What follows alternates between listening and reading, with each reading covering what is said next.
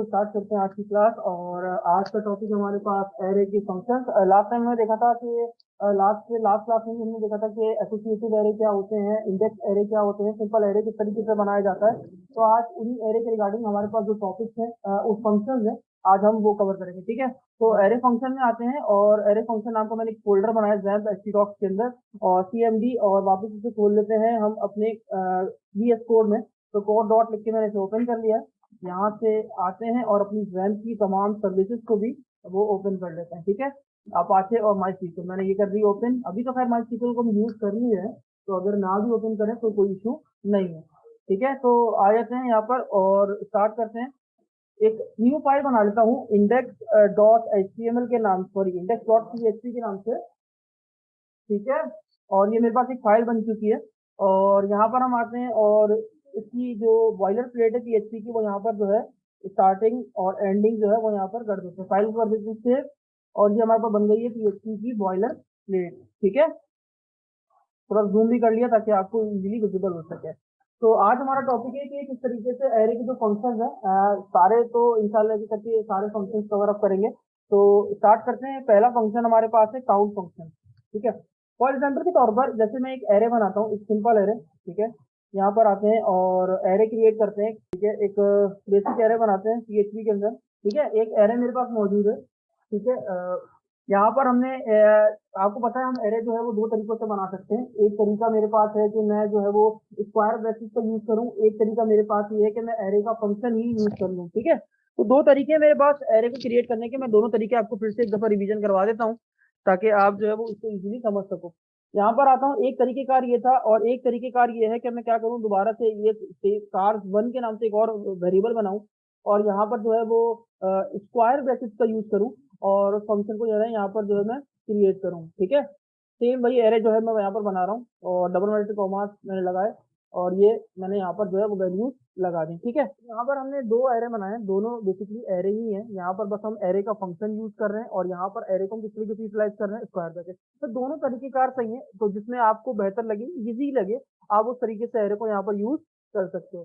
तो आते हैं यहाँ पर और मैं चाहता हूँ सबसे पहले तो मैं सिंपली जो है वो एरे में मौजूद इसकी वैल्यू को प्रिंट करना चाहता हूँ। सिंपल एरे मेरे पास, और बाकी एरे को लिखने के दो तरीके कार हैं। तो आपको पता है हमारे पास बाय डिफॉल्ट जब हम एरे को क्रिएट करते हैं तो वो इंडेक्स एरे कहलाता है। इंडेक्स एरे क्यों कहलाता है? क्योंकि अगर आप देखो तो उसकी तमाम वैल्यूज इसके इंडेक्स नंबर के ऊपर मौजूद है। ठीक है, जैसे मैं ये कहूँ ये वैल्यू किस पे इंडेक्स पे, तो आप कहोगे सर जीरो पे, वन पे, टू पे। इसी तरीके से ये आपके पास एक एरे तो इसकी इंडेक्स जीरो पे, वन पे, टू पे। तो अगर मैं यहाँ पर एको करके प्रिंट करूँ और एको करके मैं ये कहूँ कि डॉलर कार में जाओ और मुझे देखना है कि बीएमडब्ल्यू जो है वो किस इंडेक्स नंबर के ऊपर है, तो आप कहोगे सर बीएमडब्ल्यू आपके वन इंडेक्स के ऊपर है। और अगर मैं यहाँ पर आके इसको जो है वो लोकल होस्ट यहाँ पर लिखूँ लोकल होस्ट, और लोकल होस्ट लिखने के बाद पोर्ट 88 हम यूज कर रहे हैं और मैंने फोल्डर का नाम क्या बनाया था, एरे फंक्शन। ठीक है, यहाँ पर मैं इसको यूज करूँ तो आप ये देखो मेरे पास वो एको की कमांड के जरिए डायरेक्टली बीएमडब्ल्यू जो है मैं उस वैल्यू को एक्सेस कर पा रहा हूँ। लेकिन अगर डायरेक्टली मैं सिर्फ एको कार लिख दूं, मैं चाहता हूँ ये पूरा का पूरा जो एरे मैं एक्सेस कर सकूं एको कमांड से, तो आपको पता है यहाँ पर एक वार्निंग होती है। वो वार्निंग क्या है कि हम जो है अपने एरे को कन्वर्ट करने की कोशिश कर रहे हैं किसमें, स्ट्रिंग के अंदर। तो हम डायरेक्टली इस तरीके से नहीं कर सकते, तो हमारे पास एक फंक्शन आता है प्रिंट आर वार डम्प या वार एक्सपोर्ट, जिसकी मदद से हम क्या कर सकते हैं, एरे को प्रिंट करवा सकते हैं। ठीक है, तो यहाँ तक आपको पता है। अभी यहाँ पर मैं चाहता हूँ कि यार मैं जो है वो फॉर ईच का लूप चलाऊं और एक एक करके इस एरे की वैल्यू को प्रिंट करा लूं। ठीक है, तो बहुत सिंपल है। यहाँ पर जो है मैं यहाँ पर एक फॉर ईच का लूप चला रहा हूँ using for each loop.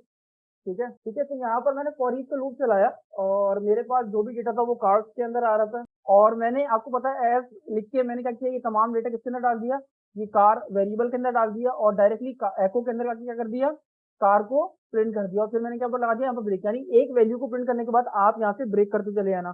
File को सेव किया, पेज को आके रिफ्रेश किया, तो आप यहाँ देखो मेरे पास तीनों वैल्यूज है वो मैं एक्सेस कर पा रहा हूँ।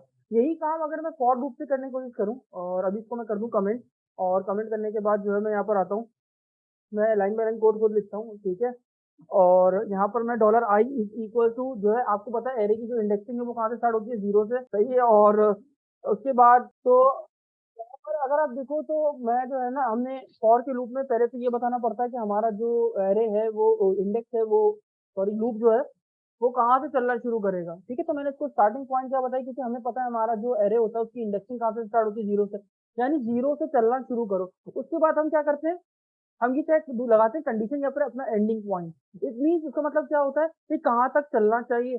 तो अगर मैं इसकी लेंथ की बात करूं, तो मैंने आपको बताया था कि जब हम एरे की लेंथ काउंट करते हैं तो 1 2 3 1 से शुरू करते हैं, और ये यानी इसकी लेंथ क्या होगी 3। तो यानी 3 तक, लेस देन 3 तक चलना चाहिए, ठीक है। लेस देन 3 क्यों, क्योंकि हमारा एरे कहाँ से चलता है, 0 से, 0 1 2, ठीक है। तो ये 2 तक चलेगा, तो यानी लेस देन 3 तक मुझे इस एरे को चलाना है। और मैंने लिखा $i इज लेस देन कहाँ तक चले, 3 तक, ठीक है। लेस देन 3 तक चले, ठीक है। और उसके बाद मैंने क्या लिखा, $i प्लस प्लस, ठीक है। ये मैंने इंक्रीमेंट लगा दिया, और उसके बाद यहाँ पर मैं आया, तो मैंने इसको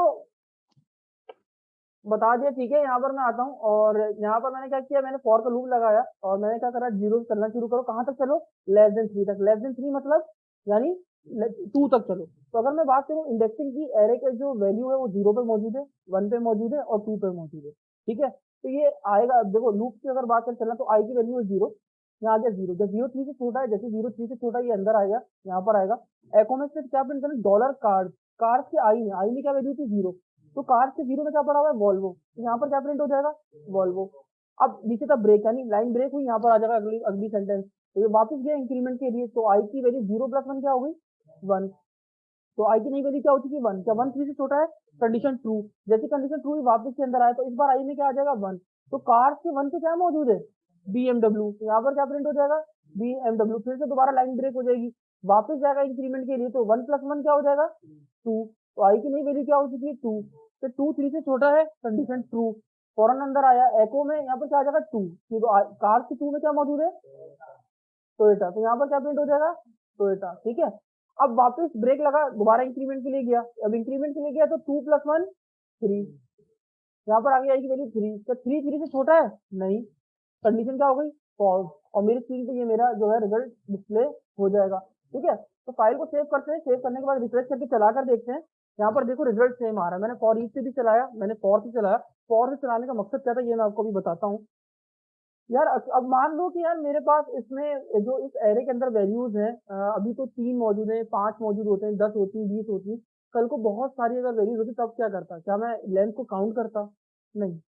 तो मेरे पास ऐसा कोई पीएचपी के अंदर फंक्शन मौजूद है जो कि ये काम मुझे करके दे, परफॉर्म करके दे, मुझे बताए कि इस एरे के अंदर कितनी किसकी लेंथ जो है वो कितनी है, ताकि इजीली मैं फाइंड आउट कर सकूं। तो जी हाँ, आपके पास एक फंक्शन है काउंट के नाम से, किसके नाम से, काउंट। तो यहाँ पर मैं अभी सब कोड को बंद कर रहा हूँ, और यहाँ पर आता हूँ, लिखता हूँ एको, और एक फंक्शन है मेरे पास काउंट के नाम से, किसके नाम से, काउंट के नाम से मेरे पास एक फंक्शन है, मैंने इसको यूज किया।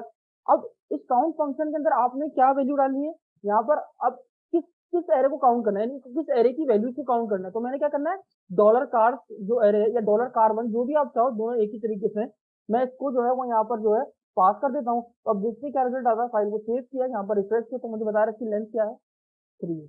क्लियर हो गई बात। एक और मेरे पास फंक्शन होता है, अभी ये खत्म नहीं हुए, हम इसको मल्टीपल तरीकों से ट्राई करने की कोशिश करेंगे। यहाँ पर मैं आता हूँ, अगर मैं एक और मेरे पास फंक्शन है साइज ऑफ के नाम से, ये भी same as it is length को काउंट करने के लिए यूज किया जाता है कि एरे की जो लेंथ है वो कितनी है। तो फाइल को सेव करूँ, सेव करने के बाद अगर मैं रिफ्रेश करूँ, तो आप देखो तब भी रिजल्ट क्या आ रहा है, सेम आ रहा है। यानी मेरे पास क्या आ रहा है, इसकी वैल्यू क्या है, 3। तो ये था सिंपल तरीके से, जो है वो जो है आप काउंट के जरिए क्या कर सकते हो, एरे के अंदर मौजूद कितनी इसकी लेंथ है उसको आप काउंट कर सकते हो। तो अगर मैं वापस फॉर का लूप ओपन करूं, और इस बार खुद ना लिखते हुए ये मैं क्या करूं, काउंट का फंक्शन लगाऊं, और मैं क्या कहूं कि यार मेरे पास ये वैल्यूज जो काउंट का वैल्यू, ये किस एरे में से काउंट करे, मैंने कहा इस एरे में से काउंट करे। क्लियर हो गया बात, फाइल को सेव कर दिया। अब यहाँ पर ऑटोमेटिकली काउंट करके क्या बता दें कि इसकी लेंथ क्या है, 3। ऐसे ये सेव करें, रिफ्रेश करें, तो आप देखो रिजल्ट तब भी सेम आएगा। चाहे तो आप खुद लिखो, या आप फंक्शन का इस्तेमाल करते हुए वैल्यू को कैलकुलेट करवा लो, काउंट करवा लो, और यहाँ पर आप उसको यूटिलाइज कर लो। ये तो था सिंपल तरीके के साथ आप इसको किस तरीके से यूज कर सकते हो काउंट फंक्शन को। अब बढ़ते हैं नेक्स्ट। अब मैं बनाता हूँ एसोसिएटिव एरे। अभी तक हमने देखा कि किस तरीके से एक सिंपल एरे को बनाया जाता है। अब मैं बना रहा हूँ, इसी को मैं कर देता हूँ क्लोज, और कार नाम इसी का रख लेता हूँ, और इसको मैं कर देता हूँ कमेंट, ठीक है। और इसी एरे को मैं कर देता हूँ कॉपी, और यहाँ पर कर देता हूँ कमेंट, ठीक है। यहाँ पर आते हैं, लिखते हैं एसोसिएटिव एरे। क्या लिखते हैं, एसोसिएटिव एरे, ठीक है। ये मेरे पास बन चुका है, क्या है, एक एसोसिएटिव एरे, ठीक है। यहाँ पर मैं आता हूँ और जैसे कि एक एज नाम का एक वेरिएबल है, ठीक है, आपको दिखाई दे रहा होगा, ये एक एरे है। आप सिंपल चाहो या तो ये तरीका यूज कर लो एरे फंक्शन, नहीं तो आप सिंपली स्क्वायर ब्रैकेट का भी यूज कर सकते हो। एसोसिएटिव एरे क्या होता है? वो एरे जिसमें आपके पास की वैल्यूज के अंदर डेटा होता है, यानी आप अपनी की खुद से डिफाइन कर रहे होते हो, ठीक है। तो ये आपके पास क्या है? की। जो आपके पास डबल एरो ऑपरेटर के बाद जो लिखा होता है वो आपके पास क्या कहलाती है? आपकी वैल्यू। वैल्यू याद रखिएगा, आप की को तभी वैल्यू असाइन कर सकते जब आप किसका यूज करोगे? डबल एरो ऑपरेटर का। याद रखिएगा, आप की को तभी वैल्यू असाइन कर सकते हो जब आप डबल एरो ऑपरेटर का यूज करोगे, ठीक है। फाइल को सेव कर लेते हैं। सेव करने के बाद यहाँ पर आते हैं और चेक करते हैं क्या एसोसिएटिव एरे के साथ एसोसिएटिव एरे के जो वैल्यूज है हम उसको काउंट कर सकते हैं क्या काउंट फंक्शन की मदद से। तो यहाँ पर मैं आता हूँ और लिखता हूँ एको, और लिखने के बाद देता हूँ काउंट, ठीक है। काउंट को फंक्शन का यूज करने के बाद, ठीक है, और यहाँ पर मैं आता हूँ इस एज वेरिएबल को मैं यहाँ पर पास कर देता हूँ। फाइल को करते हैं सेव। यहाँ पर मैंने बताया कि पीटर नाम का एक बंदा है जिसकी एज 35, देन की 37, जो होगी 43। अब हमारे पास ये कितनी वैल्यूज है? अगर मैं देखूँ तो मेरे पास कितनी वैल्यूज है? 3। क्यों? क्योंकि आपको पता है कॉमा के जरिए सेपरेट होती है, तो ये एक पूरी वैल्यू, ये एक पूरी वैल्यू और ये एक, यानी 3 वैल्यूज है। यानी मुझे काउंट करके बताना चाहिए कि इसकी जो कितनी वैल्यूज इस एरे के अंदर यूज हो रही है? 3। फाइल को सेव किया, रिफ्रेश किया, तो ये देखो आपके पास 3 आ रहा है। तो यानी काउंट फंक्शन आप सिंपल एरे के साथ भी यूज कर सकते हो और एसोसिएटिव एरे के साथ भी यूज कर सकते हो। क्लियर हो गई बात? लेकिन अगर मैं यहाँ पर, अभी तो हमने देखा एसोसिएटिव, एक और एरे हमने पढ़ा था जो था मल्टी डायमेंशनल एरे, ठीक है। तो अभी मैं कर रहा हूँ उसको ऑफ, और यहाँ पर आते हैं हम मल्टी डायमेंशनल एरे की भी एग्जाम्पल कर लेते हैं। मैं लिखता हूँ मल्टी डायमेंशनल एरे, ठीक है। ठीक है, ये हम मल्टी डायमेंशनल एरे बना लेते हैं, ठीक है। ये हमारे पास क्या है? एक मल्टी डायमेंशनल एरे। अब आप जो है वो या तो आप इसको सिंपली एरे फंक्शन से बना लो या तो विदाउट एरे फंक्शन से बना लो। बेसिकली हिंट मेरे पास कहाँ से आ रही है, मैं आपको लास्ट क्लास में बता चुका हूँ। मैं एक एक्सटेंशन यूज कर रहा हूँ गिटहब कोपायलट के नाम से। ये एक्सटेंशन, ये जो है सारी इंटेलिजेंस मेरे को यही शो कर रहा है, ठीक है। तो ये मेरे पास एक मल्टी डायमेंशनल एरे क्रिएट हो चुका है, ठीक है। मल्टी डायमेंशनल एरे है मेरे पास, ठीक है। और मैं चाहता हूँ कि इसमें मौजूद कितनी वैल्यूज हैं, यानी कितनी वैल्यूज मौजूद है। तो ये मेरे पास एक पूरी वैल्यू है, ये एरे एक पूरी वैल्यू है ना भाई। एरे के अंदर एरे पास नेस्टेड, मैंने आपको बताया था इसे नेस्टेड एरे भी बोलते हैं, मल्टी डायमेंशनल एरे भी बोलते हैं।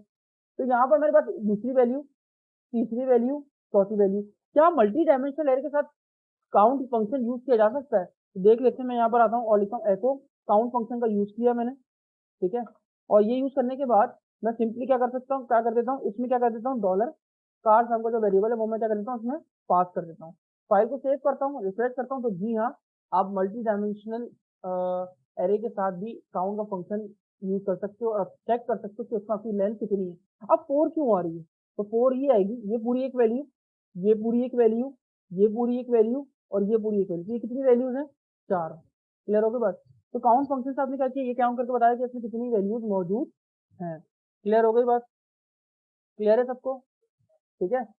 यहाँ पर आते हैं और उसके बाद हमने ये देखा कि किस तरीके से जो है वो हम जो है एरे की वैल्यू को काउंट कर सकते हैं। लेकिन अब सवाल ये है कि मान के चलें हमारे पास, हम यूं करते हैं कि इस अब इसको मल्टी डायमेंशनल एसोसिएटिव एरे बनाते हैं, यानी मल्टी डायमेंशनल भी होगा और एसोसिएटिव भी होगा। तो इसको मैं कह देता हूँ, इसको मैं क्या कह देता हूँ, यहाँ पर आता हूँ, एक लिखता हूँ कार वन, ठीक है। ये कार वन, इसको पूरी की पूरी इस कार वन इस की को मैंने क्या कर दिया, पूरा एक एरे ही असाइन कर दिया, ठीक है। इसी तरीके से यहाँ पर कॉपी किया, यहाँ पेस्ट किया, यहाँ कॉपी किया, यहाँ पेस्ट किया, कॉपी यहाँ पेस्ट। तो 1 2 और उसके बाद ये 3 और ये 4, यानी मैंने ये जितने भी आप देख सकते हो ये कीज है, और इस कीज को मैंने क्या किया है, पूरा का पूरा एरे ही असाइन कर दिया। सवाल ये है कि अभी मैं अगर तो काउंट करूँ, फाइल को सेव करूँ, रिफ्रेश करूँ, तो आंसर 4 ही आएगा। लेकिन अगर मैं सवाल करूँ कि यार मुझे कार 2 के अंदर, कार 2 टी के अंदर मुझे ये बताओ कि इस एरे के अंदर इसकी लेंथ कितनी है। मतलब मैं ये देखना चाहता हूँ, अभी तो मैं इस पूरे एरे को काउंट कर रहा हूँ ना, इस एरे को, इस एरे में कितनी वैल्यूज है, मैं अभी ये देखना चाहता हूँ सेपरेटली कि इस कार 2 की के अंदर इस एरे में कितनी वैल्यूज या कितनी लेंथ, कितनी लेंथ का एरे है। तो ये किस तरीके से हम कैलकुलेट करते हैं, तो ये देखते हैं यहाँ पर। अच्छा, यहाँ पर अगर मैं बात करूं तो एक और काम करते हैं। अभी तो हम, मैंने आपसे क्या बोला, हम ये देखना चाहते हैं कि इस की में, यानी इस दूसरे एरे में, दूसरे एरे की जो लेंथ है वो कितनी है।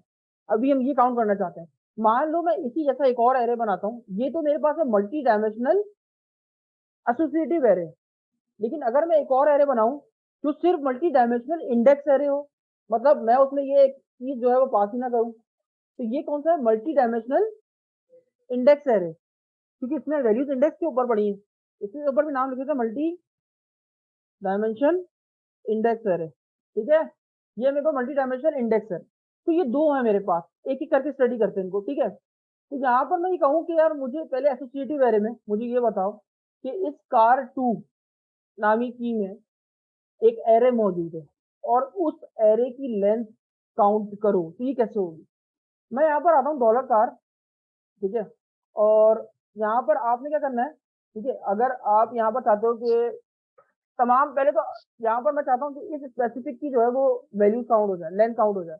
तो मैं यहाँ पर आऊंगा, ये की को कॉपी करूंगा, इस की को, और मैंने क्या कहा, डॉलर कार में एक एरे सिंबल बनाया और उसकी एक स्पेसिफिक की को काउंट करो। ठीक है, मैंने क्या कहा, इस कार में किसको काउंट करना है हमने, इस स्पेसिफिक की को। फाइल को सेव करते हैं तो कितनी वैल्यूज है, 1 2 3, देखते हैं रिफ्रेश करके, एरर आ गया। क्या अनडिफाइंड एरे की कार two in this this this. अच्छा, वो क्यों आया, क्योंकि दोनों अगर आप देखो तो एरे सेम हो चुके हैं, कॉन्फ्लिक्शन हो रही है। तो क्योंकि वो ये वाला एरे मान रहा है, आपको पता है जो सबसे लास्ट होता है वही उसकी जो प्रायोरिटी सबसे हाई होती है, तो यानी ये ओवरराइड हो चुका है इससे, तो इसीलिए ये चल रहा है। तो इसको मैं थोड़ी देर के लिए क्या कर देता हूँ, क्लोज कर देता हूँ। फाइल को किया सेव, रिफ्रेश किया, तो आप देख सकते हो इजीली मैं डायरेक्टली उसकी की से उसकी पूरी जितनी भी लेंथ है उस एरे की मैं इजीली फाइंड आउट कर सकता हूँ। तो मुझे बता रहा है कि मेरे पास की लेंथ क्या है, 3। क्लियर हो गई बात। मैंने कैसे किया, मैंने बहुत सिंपल तरीके से, इसी तरीके से अगर मुझे कार 4 की लेंथ मालूम करनी होती तो मैं क्या लिखा, इस कार वेरी, क्योंकि मैं डायरेक्टली इसको एक्सेस नहीं कर सकता। मैं इस वेरिएबल में जो तमाम पूरा एरे असाइन हुआ है, इस वेरिएबल को यूज करके इस की को निकाल सकता हूँ और उस की से इसकी लेंथ को फाइंड आउट कर सकता हूँ। तो मैंने बिल्कुल एज इट इज वैसे यूज किया। क्लियर हो गई बात, क्लियर है। लेकिन अगर सवाल ये होता कि मैं ये कहूँ कि यार मुझे इस एरे में मौजूद, ये एरे दिख रहा है आपको, कार्स का नाम का, इसमें अभी सिंपल आपसे पूछा जाए कि कितनी वैल्यूज मौजूद है, सिर्फ इस कार्स के अंदर कितनी वैल्यू मौजूद है, 4। लेकिन अगर मैं ये कहूँ कि ये 4 तो मौजूद है, लेकिन हर एक एरे में कितनी वैल्यूज मौजूद है, 3। तो 3 3 6 6 9 3 12, 12 तो ये अंदर वाली हो गई और बाहर कितनी थी, 4, तो 12 4। मुझे ये लेंथ फाइंड आउट करके दिखाओ, यानी अंदर एरे के अंदर भी जाके काउंट करो, लेंथ निकालो, और एरे के बाहर भी जितनी एरे के अंदर जो वैल्यूज है वो भी काउंट करके मुझे बताओ। तो ये काम किस तरीके से कर सकता हूँ, इस तरीके की लेंथ को किस तरीके से फाइंड आउट कर सकते हैं, बात समझ में आई नहीं आई। मैं ये कह रहा हूँ, पहले तो ये बताओ कि इस एरे की जो दिख रहा है, इस एरे की लेंथ कितनी, तो आपने कहा सर 4। अब इस ई की इसकी इसमें इस एरे की लेंथ कितनी है, 3। 3 3 6 9 12, अपनी सेपरेट कीज की क्या है, 12 है, लेकिन खुद इस एरे की कितनी है, 4। तो 12 प्लस 4 यानी इसकी लेंथ कितनी हुई। तो हमारे पास ऐसा कौन सा तरीकेकार है जिससे हम इसकी लेंथ को फाइंड आउट कर सकें जी। तो हम इसी फंक्शन के थ्रू काउंट करेंगे, लेकिन क्या इस्तेमाल करेंगे, यहाँ पर अगर मैं जो है वो कॉमा लिख के, बाय डिफॉल्ट इसका एक मोड होता है जिसमें आपके पास ये फॉल्स होता है बाय डिफॉल्ट, 0, इसकी बाय डिफॉल्ट वैल्यू क्या होती है, 0, लेकिन इसमें आप 1 रखते हो, ट्रू। तो यहाँ पर मैं कर देता हूँ 1। ठीक है, फाइल को सेव करूँ और रिफ्रेश करूँ तो आप ये देख सकते हो, अब ये डायरेक्टली उस एरे के अंदर मौजूद जितनी भी वैल्यूज थी उन सबको उसने काउंट किया और मुझे लाके दिखा दिया। बाय डिफॉल्ट इसकी जो मोड होता है वो क्या होता है, फॉल्स होता है, यानी 0 हुआ होता है। तो हम अगर इसको एक्टिवेट करना चाहते हैं तो हमें 1 लिखना पड़ेगा ताकि हम उसको एक्टिवेट कर सकें, और एक्टिवेट करने के बाद वो हमें क्या करेगा, इस एरे में मौजूद जितनी भी वैल्यूज हो हम उसको काउंट कर सकते हैं। ये कब यूज होता है, ये यूज किया जाता है मल्टी डायमेंशनल के साथ। जब मल्टी डायमेंशनल की जब बात करते हैं ना, वहां पर मल्टीपल एरे हो, तो मैं चाहता हूँ पूरे एरे की लेंथ को फाइंड आउट करे, तब मैं वहां पर क्या यूज करता हूँ, इसका मोड ऑन करके वहां पर वैल्यू क्या ऐड करता हूँ, 1। तो याद रखिएगा, काउंट के अंदर 2 आर्ग्यूमेंट्स होती है वैसे तो। पहली आर्ग्यूमेंट क्या होती है कि आप किस एरे को काउंट करना चाहते हो, तो वो एरे का नाम बताओ। सेकंड हम कब यूज करते हैं, जब हम मल्टी डायमेंशनल एरे में मौजूद तमाम उस वैल्यूज को, उसकी लेंथ को फाइंड आउट करना चाहते हैं, तब हम क्या करते हैं, उस मोड को ओपन करते हैं, 1 लिखते हैं और उसको इजीली यूटिलाइज करके हम देख सकते हैं कि हमारे पास उस पूरे एरे की लेंथ कितनी है। क्लियर हो गई बात। इसी तरीके से अगर मैं साइज ऑफ को यूज करूं, सेम साइज ऑफ लिख रहा हूँ, कोई कोई दूसरी चीज नहीं लिख रहा, सेम वही चीज छोड़ रहा हूँ, तब भी मेरे पास देख लो रिजल्ट सेम आएगा। तो इट मीन्स मैं काउंट से जो काम कर रहा हूँ वो काम मैं साइज ऑफ से भी कर सकता हूँ। दोनों फंक्शन मेरे पास इसी चीज के लिए, इसी पर्पज के लिए यूज किए जा रहे होते हैं। अगर यही काम मैंने आपको बताया था, अभी मैं रिस्ट्रिक्शन मोड बंद कर दूं, तो मैंने साइज ऑफ में आपको एक चीज नहीं सिखाई थी कि अगर मुझे किसी स्पेसिफिक एरे की जो किसी की वैल्यू को फाइंड आउट करना है, कितनी लेंथ है उसकी, तब भी मैं साइज ऑफ से फाइंड आउट कर सकता हूँ। तो आप ये देखो, मुझे तब भी वही रिजल्ट आएगा जो मुझे जो है काउंट से आ रहा था। क्लियर हो गई बात? तो दोनों फंक्शन से आप दोनों काम कर सकते हो। अब आते हैं, ये तो हमने देखा कि किस तरीके से एसोसिएटिव एरे को काउंट के साथ यूज किया जाता है।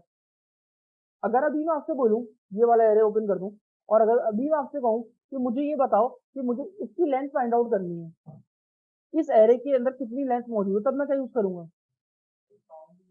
काउंट यूज करूंगा। लेकिन इस बार यहाँ पर क्या लिखूंगा? यहाँ पर क्या लिखूंगा?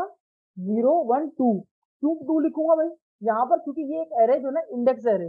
यहाँ पर तो हमें इसकी की हमने खुद बनाई थी, तो हमें पता था कि कौन से नंबर पे।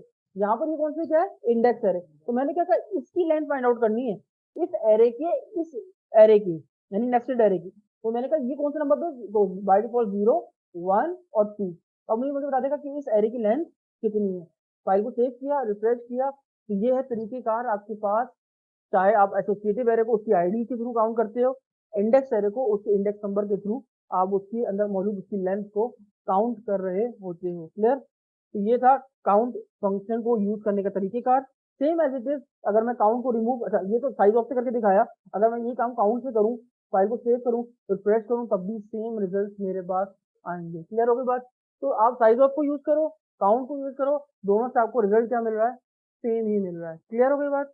इसमें से तो हमने देखा किस तरीके से जो है वो हम काउंट और साइज ऑफ फंक्शन को मल्टीपल पर्पस के लिए अपनी मल्टीपल पर्पस को यूज काम के लिए अपने एरे में हम तमाम लेंथ को काउंट किस तरीके से कर सकते हैं और किस तरीके से हम उसको यूटिलाइज कर सकते हैं। एक और फंक्शन है हमारे पास, अगर मैं यहाँ पर उसको कमेंट करूँ, और कमेंट करने के बाद एक सिंपल एरे यहाँ पर जो है अगर मैं क्रिएट करूँ, और यहाँ पर मैं एक एरे बनाऊँ $ARR के नाम से, और यहाँ पर मैं एक सिंपल एरे बना देता हूँ इज इक्वल टू, और मैं स्क्वायर ब्रैकेट से एरे क्रिएट कर रहा हूँ, और यहाँ पर मैं क्या करता हूँ, मैं यहाँ पर जो है वो मैं सिंपल ये गाड़ियों के नाम ही ले लेता हूँ। ठीक है, सिंपल सा एक एरे मैंने क्रिएट कर दिया। अब मैं ये चाहता हूँ मेरे पास एक ऐसा क्या मेरे पास कोई ऐसा तरीकेकार है, जैसे एग्जाम्पल के तौर पर मैं ये वॉल्वो जो है ना, ये वॉल या BMW मेरे पास गाड़ी है, मैं इसको दोबारा से कॉपी पेस्ट कर देता हूँ और एक और दफा कर देता हूँ। ठीक है, मैंने कहा कि इनको, अब मैं चाहता हूँ क्या मेरे पास कोई ऐसा तरीकेकार है PHP के अंदर कि जो मुझे ये चेक करके बताए कि एरे की जो वैल्यूज हैं वो कितनी दफा इस एरे के अंदर आ रही हैं। मतलब अगर मैं बात करूँ वॉल्वो, तो वॉल्वो कितनी टाइम इस एरे में आ रहा है? 1 टाइम। अगर मैं बात करूँ BMW, तो BMW स्टार में कितनी टाइम एरे में? 3 टाइम्स। अगर टोयोटा की बात की जाए, तो मैं ये काउंट करना चाहता हूँ, तो किस तरीके से मैं अपने पास ऐसे किस तरीके से मैं इसको यूटिलाइज करूँ, किस तरीके से मैं काउंट करके इसको निकाल सकता हूँ। तो मेरे पास एक फंक्शन है, यहाँ पर मैं आपको करके दिखाता हूँ। उस फंक्शन का नाम है एको। एको तो मैं प्रिंट कराने के लिए यूज करता हूँ। आपको पता है एक आउटपुट फंक्शन, इसके जरिए हम क्या कर सकते हैं, कोई भी वैल्यू को प्रिंट करा सकते हैं। उसका नाम है array underscore count underscore values. आपके पास ये फंक्शन है। ठीक है, ये क्या करता है, ये आपको जो है मैंने इसमें इस एरे को डाल दिया। अब बेसिकली क्या करेगा, ये काउंट करके बताएगा कि इस एरे के अंदर क्या है, कितनी वैल्यूज मौजूद है। फाइल को सेव किया, पेज का रिफ्रेश किया, तो एक वार्निंग आ गई, आप देख रहे होगे। और ये वार्निंग तभी आती है, हमने काफी दफा देखा है, तब आती है जब मैं एरे को स्ट्रिंग में कन्वर्ट करने की कोशिश करता हूँ। तो अगर इस तरह की प्रॉब्लम आती है, या आप एरे को प्रिंट नहीं कर पाते, तो मैंने आपको बताया था एक फंक्शन होता है आपके पास जिसकी मदद से आप एरे को प्रिंट कर सकते हो। तो वो फंक्शन का नाम क्या है? Print R. तो यहाँ पर मैं आता हूँ और एको की जगह क्या करता हूँ, प्रिंट आर फंक्शन को यूज कर लेता हूँ। मैंने यूज किया, इसको यहाँ पर मैंने क्लोज किया, सॉरी ओपन किया, और इसको मैंने यहाँ पर क्लोज कर लिया। फाइल को मैंने सेव किया, सेव करने के बाद मैंने रिफ्रेश किया, तो आप ये देखो मुझे काउंट करके बता रहा है, Volvo 1 time, BMW 3 times, Toyota 1 time.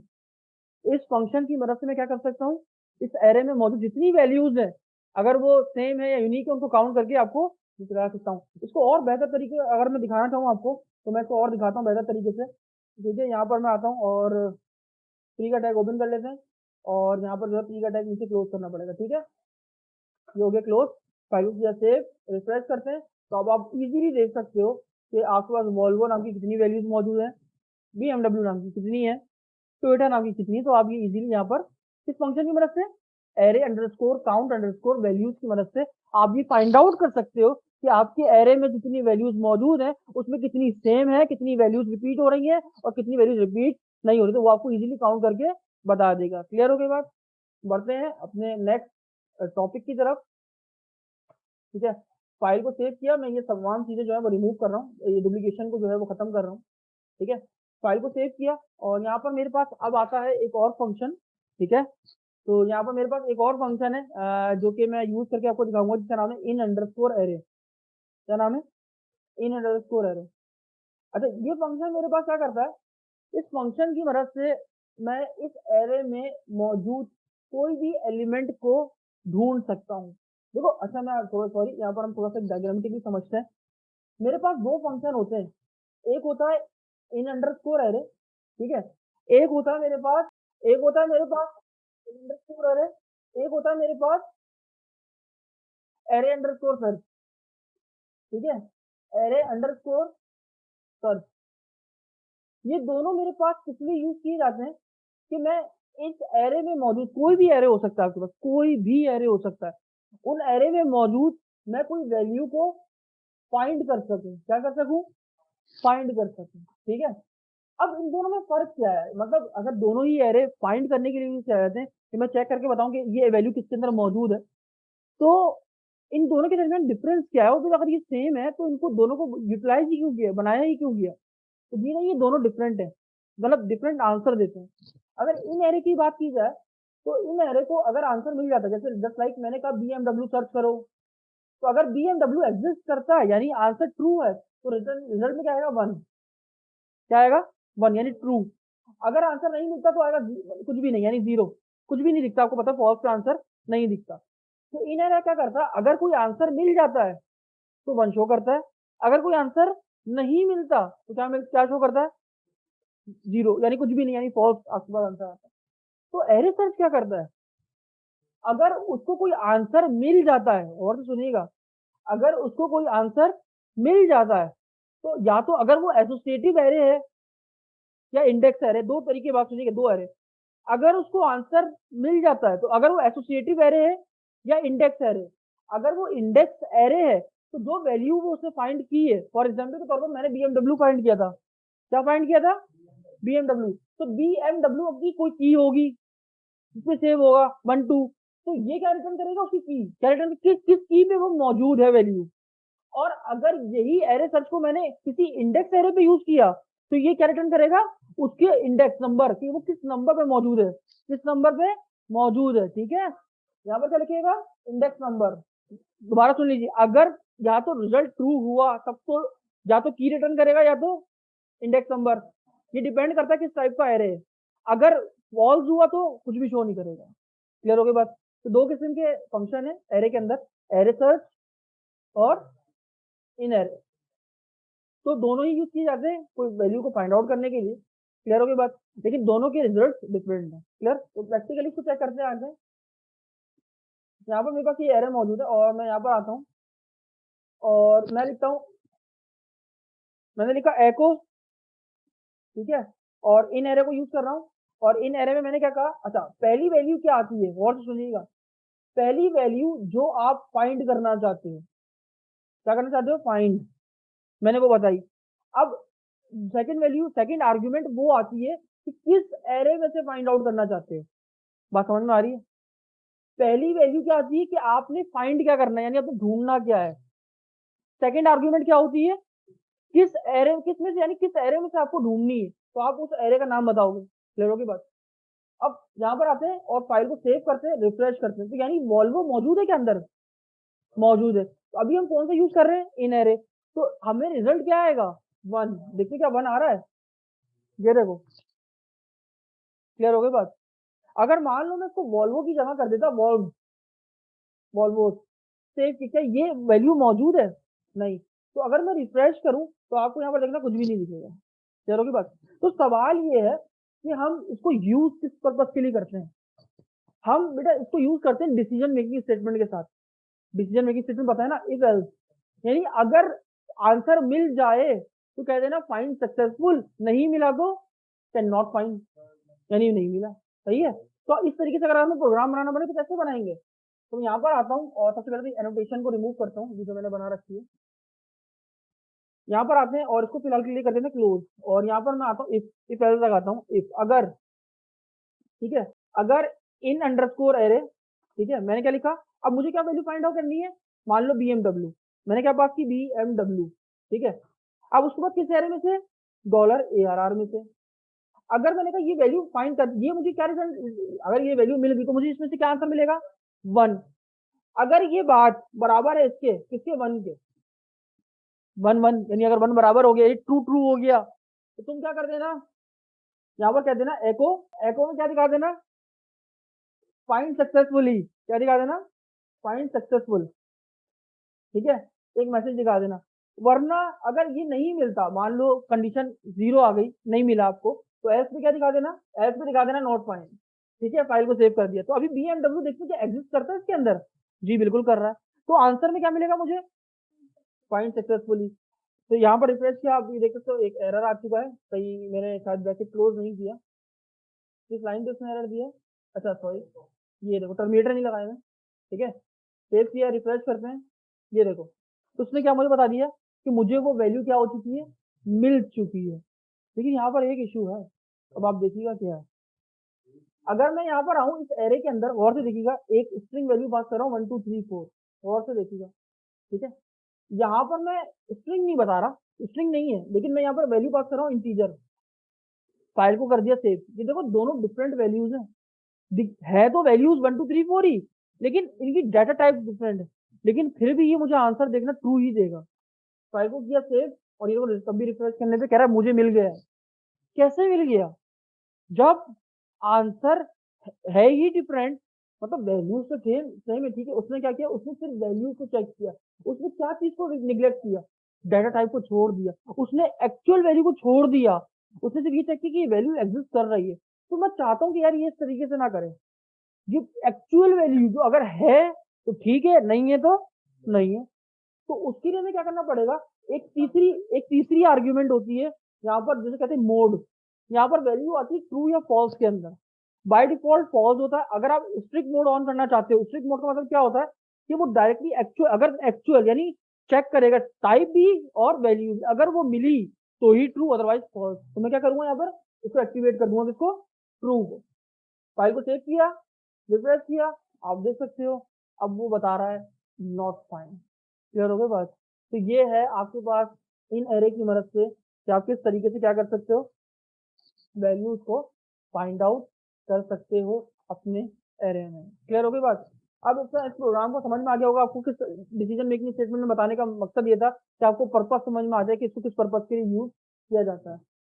मैं इसको कर रहा हूँ कमेंट, और जस्ट इस एरो को भी कर रहा हूँ कमेंट, और मैं एक एरो ऊपर से ले आता हूँ, ये रहा मेरे पास, हाँ ये इसी एरे को ले लेते हैं, इसको यहाँ पर लाके कॉपी पेस्ट कर लेते हैं, ठीक है।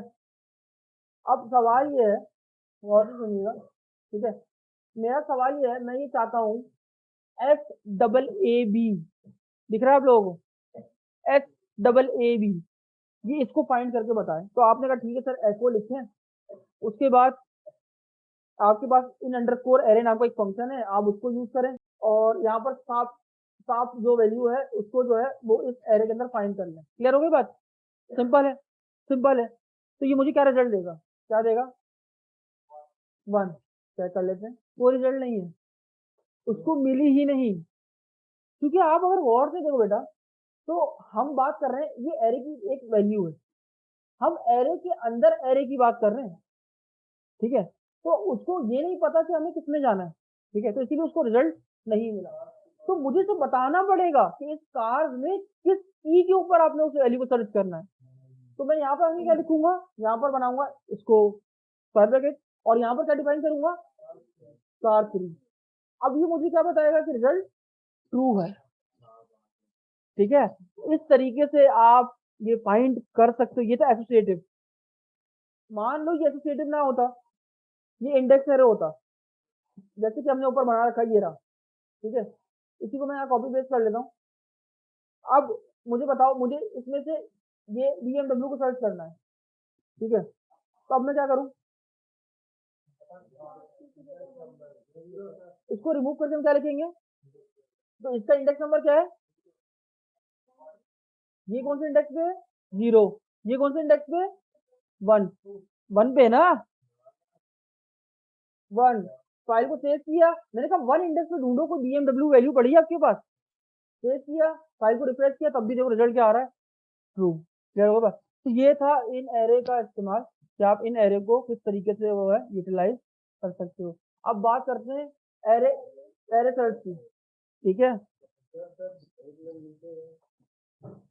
तो यहाँ पर हमने देखा कि इन एरे किस तरीके से यूज किया जाता है। अब बात कर लेते हैं एरे सर्च की। तो यहाँ पर जो है बेसिक वही अपना स्टार्ट करते हैं अपने बेसिक से। तो हमने एक ऊपर एरे बनाया था, बिल्कुल बेसिक एरे, ये रहा हमारे पास, ठीक है। इसको मैं कर लेता हूँ कॉपी और बिल्कुल नीचे यहाँ पर आ जाते हैं, यहाँ पर कर दिया पेस्ट। और मैं इसको यूज करूंगा एरे सर्च के साथ।